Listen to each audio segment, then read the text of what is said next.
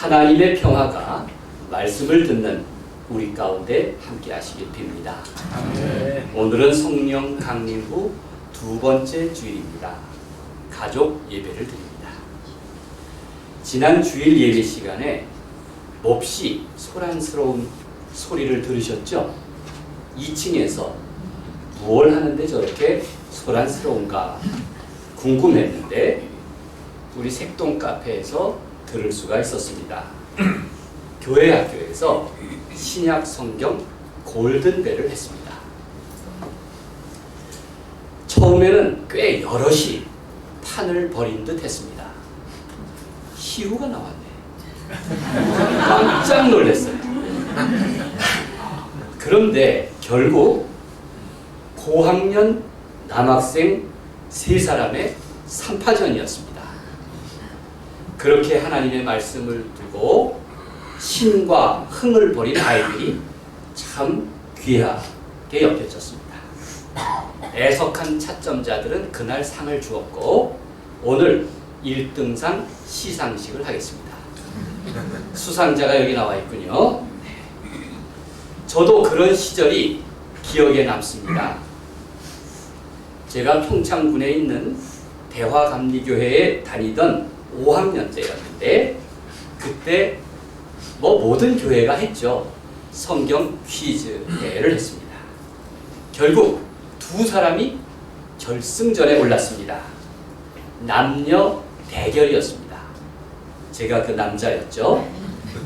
얼마나 막상막하였는지 남자애들은 남자를 응원하고 여자애들은 여자를 응원해서 아주 교회가 남녀로 쫙 갈라졌어요. 그런데 준비된 성경 문제가 다 떨어졌답니다. 얼마나 열기가 높았는지. 마지막 퀴즈를 하면서 선생님이 즉흥적으로 문제를 냈습니다. 교회 정문으로 올라가면 예배당으로 들어가는데 계단이 몇 개일까요? 뭐 예루살렘 성전도 아니고. 그래서 그냥 제가 무조건 손을 들었습니다. 손을 들어서 그 여자애가 손 들기 전에 경쟁하듯이 손을 들어서 7개요 그랬어요. 그냥 때려 맞춘 거죠. 그런데 맞았답니다. 분하게 1등을 놓친 그 여자친구 이름이 정혜영입니다. 나중에 듣자니 초등학교 선생님이 되었습니다. 지금은 은퇴했겠죠. 조금 아주 미안했습니다. 저에게 습관 들어간 게 들린 게 있습니다. 나중에 커서도 계단을 올라갈 때면 은연중에 계단 수를 셉니다. 은연중에 계단 수를 헤아리는 습관이 생겼다는 것을 알게 되었습니다. 어쩌면 그때 그런 영향이 제게 스며들지 않았는가 하는 생각이 듭니다. 그렇습니다. 아이들도 교회에서 경험이 평생 그의 삶에 스며들 것입니다.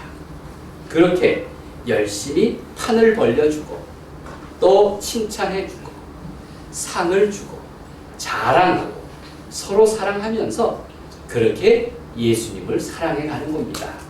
그런 점에서 교회 학교가 참 잘했습니다. 박수 한번 보내주세요. 그렇게 교회를 사랑하고 예수님을 사랑하는 우리 모두가 되기를 간절히 바랍니다. 아멘. 바울은 자신의 사도 직분을 변호하고 있습니다. 똑같은 이치로 그리스도인의 인생을 격려하는 것입니다. 그의 직분은 복음, 곧 예수가 그리스도이시다. 예수가 그리스도이시다라는 것을 전하는 것인데 그런 진리를 전한다는 기쁨과 자부심으로 가득하였습니다. 바울에게 그의 직분이 아름다운 것은 그가 희망을 전하는 사람이기 때문입니다. 바울은 희망의 전파자였습니다. 복음서를 기록한 사람들도 다 희망의 전파자 아닙니까? 사도 바울은 엄격한 율법주의자였는데 이제는 예수를 그리스도로 믿고부터는 희망의 전파자가 되었습니다. 언제나 사람을 재단하고 판단하고 심판하던 율법주의자였는데 이제는 격려하고 칭찬하고 소중함을 알리는 복음주의자가 된 겁니다. 만약 자기 생각과 판단에만 의존한다면 우리가 지닌 감정은 얼마나 깨어지기 쉽습니까? 믿는 구석이 내 신념뿐이라면 얼마나 허술하겠습니까? 제가 언젠가 옹기를 수집하는 분 이야기를 들은 적이 있습니다. 그 이야기를 들으면서 오늘 바울의 이야기, 인생을 질그릇으로 비유한 것이 실감이 났습니다. 여러분, 바울은 말합니다. 사람은 흙을 구워서 만든 항아리와 같은 존재라고.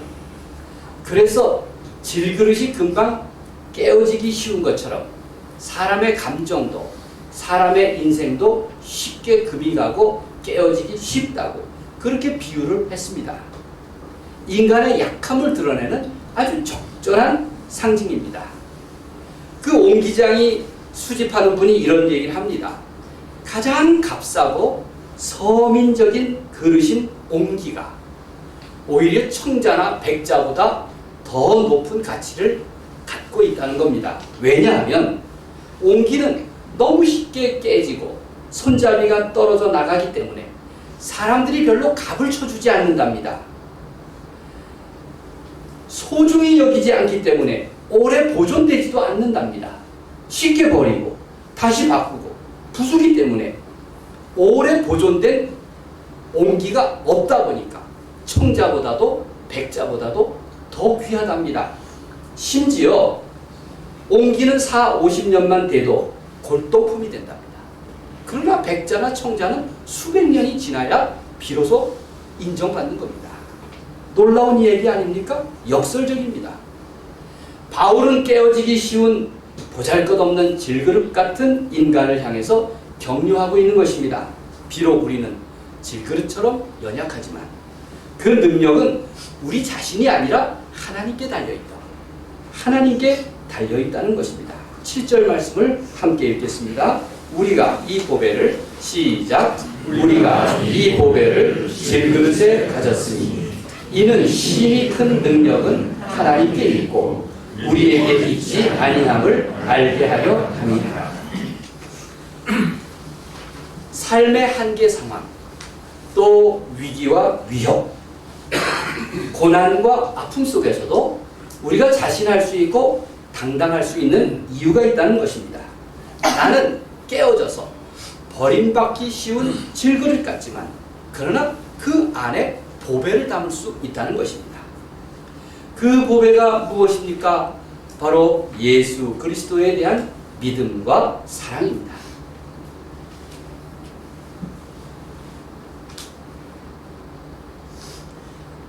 비록 질그릇처럼 연약하지만 우리는 예수의 생명이라는 영원한 보배를 담습니다. 보배가 담긴 질그릇은 결코 버림받지 않습니다. 바울이야말로 참 보배를 그의 삶에 간직했습니다.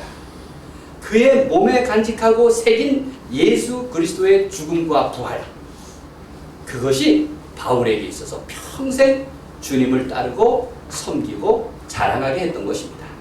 10절 말씀을 읽겠습니다. 우리가 항상 시작. 우리가 항상 예수의 죽음을 몸에 짊어지는 예수의 생명이 또한 우리 몸에 나타나게 하려 함이라. 그렇습니다. 세상의 으뜸 지혜인 잠언은 이렇게 말씀하고 있습니다. 잠언 16장 9절 말씀입니다. 사람이 마음으로 자기의 길을 계획할지라도 그의 걸음을 인도하시는 이는 여호와시니라. 그렇습니다. 사람의 계획은 내 마음과 의지대로 되지 않습니다. 한마디로 누구든 내 마음대로 사는 것이 아닙니다. 인생을 얼마 살지 않은 지훈이도 알 겁니다. 아, 세상에 내 마음대로 되는 일이 아니구나. 시후도 그런 경험을 했을 겁니다. 세상은 그렇게 나를 내버려 두지 않습니다. 비정상적인 것이 얼마나 많습니까? 쉽게 상하고 어쩌다 사고도 겪고 건강한 사람이라고 생각했는데 멀쩡한 회사라고 생각했는데 종종 흔들립니다. 그래서 사람의 몸이든 가정이든 공동체든 회사든 늘 점검하고 개선해 나가야 합니다. 바울은 위기를 겪는 사람을 향해 워크아웃을 권면하고 있습니다. 누구나 온전한 생명을 소망한다면 너 자신이 질그릇과 같은 존재임을 인정해라. 생명은 내게 주어진 한 번의 기회니 만약 내 인생의 질그릇을 인정한다면 무엇으로 그 그릇을 온전하게 하고 또 채울 것인지 항상 고민하며 살라는 것입니다. 바울은 질그릇 비유를 하면서 무엇보다도 겉모습만 가지고 평가하지 말라는 것입니다. 중요한 것은 그 속, 무엇을 담느냐인 것입니다. 사람도 마찬가지입니다.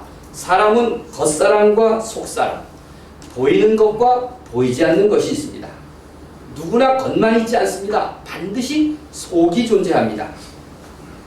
사람에게는 누구나 외적인 모습과 내적인 본성이 있게 마련입니다.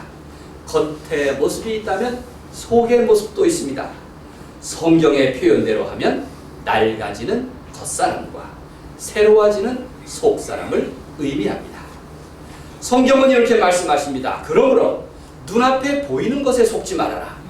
겉사람만 고집한다면 그 순간 너머에 풍성한 생명을 지닐 수가 없다는 것입니다. 이 비유는 진정한 속사람이 무엇인가를 우리에게 말씀하고 있습니다. 당장 보이지 않으나 영원한 소유를 얻기 위해서 살아라. 예수님은 그래서 우리에게 풍성한 생명, 영원한 생명을 말씀하셨습니다. 바울은 말합니다. 내 눈앞의 위기와 현실은 겉의 모습과 겉사람의 모습은 지나갈 것이다. 그러나 위기도 슬픔도 두려움에도 너무 쉽게 좌절할 것이 없다. 겉사람은 낡아지지만 속사람은 내가 노력하는, 내가 믿음을 구하는, 내가 소망하는 데 따라서 나날이 새로워질 것이기 때문입니다.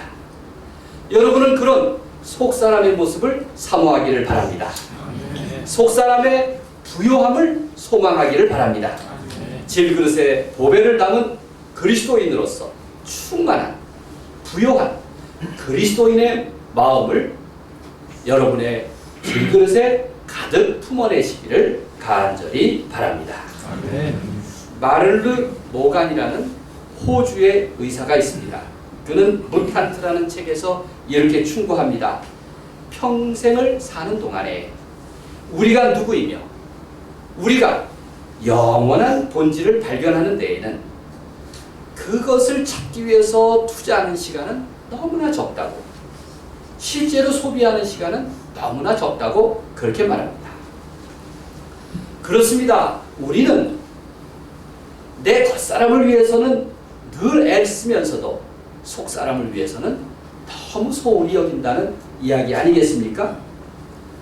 막 감옥에 들어온 무기수가 있었습니다. 어둡고 좁은 공간에 주어진 그가 조금 익숙해질 무렵 교도소장에게 부탁을 했습니다. 그가 워낙 유명한 인물이기 때문에 교도소에서도 그를 집중적으로 감시했습니다. 그가 말하기를 제가 교도소 마당 귀퉁이에 밭을 좀 일구게 해줄 수 있겠습니까? 여러 번 청원하고 또 청원한 끝에 마침내 허락을 받았습니다. 그는 해마다 씨앗을 뿌렸고 기회가 될 때마다 씨앗을 뿌렸습니다. 양파도 심고 또 장미도 심고 정성을 기울였습니다. 27년 가까이 식물들을 돌보았습니다. 자기 밭을 가꿀 뿐만 아니라 마음의 밭도 가꾸었습니다. 그리고 결국 27년이 지난 후 석방됩니다. 1993년에는 노벨 평화상을 받기도 했습니다. 우리나라 정치인 얘기가 아닙니다. 남아프리카 공화국 흑백 갈등을 화해로 해소한 넬슨 만델라 이야기입니다. 만델라는 그리스도인으로서 부서지기 쉬운 자기 질그릇 안에 보배를 품은 사람이었습니다.